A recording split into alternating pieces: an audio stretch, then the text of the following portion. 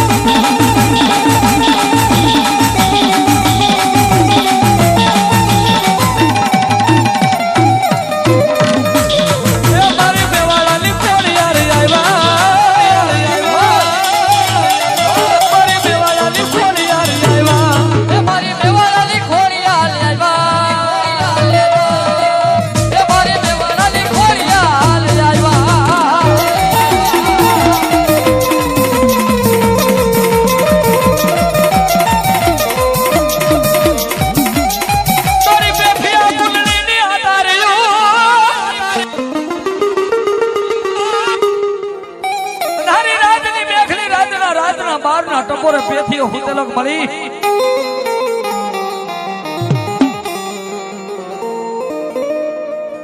રાતના 12 ના ટપોરાની માલિકો પેથીઓ પોતાના ભાંગલ ઝૂંપડે હુતેલો.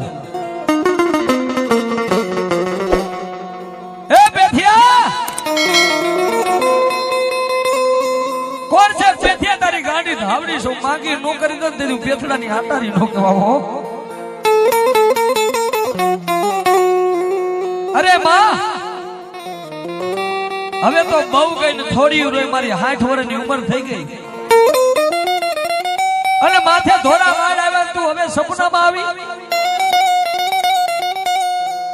મારી મારા પેથિયાનું માન મારા ગામમાં નથી, મારા ભાઈઓમાં મારા પેથિયાનું માન નથી.